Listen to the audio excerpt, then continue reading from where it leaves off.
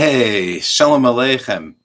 It's Yerachmiel Shapiro, and a little late. It's already between Parshas Noach and Parshas Lech Lecha.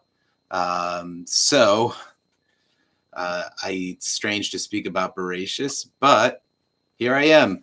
I want to speak about Bereishis because I never got to record my thoughts, and I thought it was an interesting thought I had. So often these days, people do not believe in the Torah. They do not believe that religion or the Jewish religion has value for them. I see this with a lot of the young people. They're proud Jews, but the idea of the stories of the Torah, of the Bible, and certainly those ones early in the Torah, Adam and Eve and the snake in the garden, or brothers, Cain and Abel, how is that helping my life? How is that going to inform my life? Why should I read these stories when there's clearly just silly fairy tales?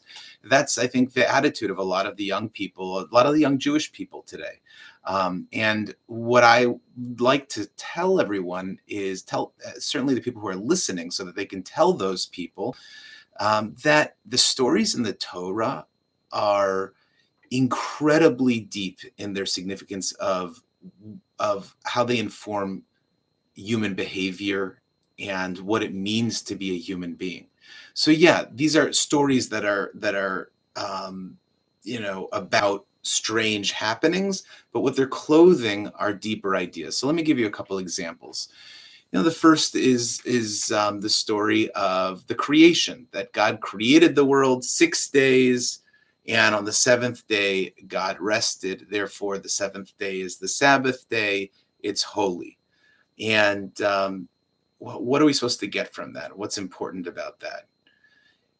Does God need to rest? Does God need to rest on the seventh day? Now, clearly, it mirrors our week. Right? We have 6 days. So 6 days of creation. We have 6 days. And then we have the Shabbat. So it's I guess they call it anthropomorphic. Is that the word? I don't know. It basically places Hashem over our lives so we can do what's called imitatio Dei. We mimic Hashem. Just as Hashem rested, so too we should rest. So what's the nature of this rest? Why does God, clearly God doesn't need to rest, but he wants to rest to teach us a lesson to rest. Okay, so what's the lesson there?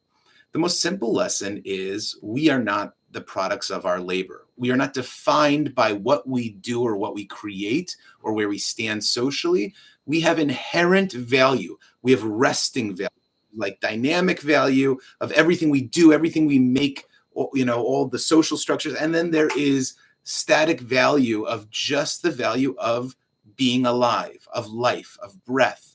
You don't need any outside things to give your life value. Unless you think it's just about your life, it's about life in general. So if you look at the 10 Commandments, because it doesn't really spell it out in Bereishis, but if you look at the 10 Commandments, it very much spells out the idea behind Shabbos, because it's one of the 10 Commandments. Remember the Sabbath day. This is in Yisro, in Exodus. Remember the Sabbath day to sanctify it. 6 days shall you work and accomplish all your work, but the seventh day is Shabbos to Hashem your God. You shall not do any work, you, your son, your daughter, your slave, your maidservant, your animal, and your convert that's within your gates, meaning nobody, all life which you thought you could work, it stops. For in 6 days Hashem made the heavens and the earth, the sea and all that's in it, and he rested on the seventh day. Therefore Hashem blessed the Sabbath day and sanctified it.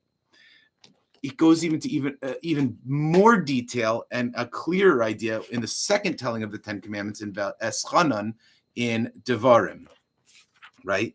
Safeguard the Shabbos day and sanctify it as Hashem your God has commanded you. 6 days shall you do your labor and accomplish your work. Seventh day is Shabbos to Hashem your God. Don't do any work. You, your son, your daughter, your slave, your maidservant, your ox, your donkey, and your every animal, and your convert within your gates. And here's the kicker: in order that your slave and your maidservant may rest like you. And you should remember that you were a slave in the land of Egypt, and Hashem your God has taken you out from there with a strong hand and an outstretched arm, and therefore Hashem your God has commanded you to make the Shabbos day. So it's on one level telling the people who may be in a more fortunate position, the bosses, the owners, that guess what? Things you consider your possession, or people you consider lower than you, are your equals. You can't work them on the Shabbos day. And even animal life has inherent value beyond how you work it, and requires a day off. Remember that you were slaves, and what it feels like to be a slave, to be 24/7, all about your dynamic value. How much can you produce? So for this Shabbos day, we remember, everybody remembers, all life remembers that life is much more than just what you produce. Very important lesson for today. The second lesson is about, should I put on a different video? This video is getting long. Oh, I'll put on a different video.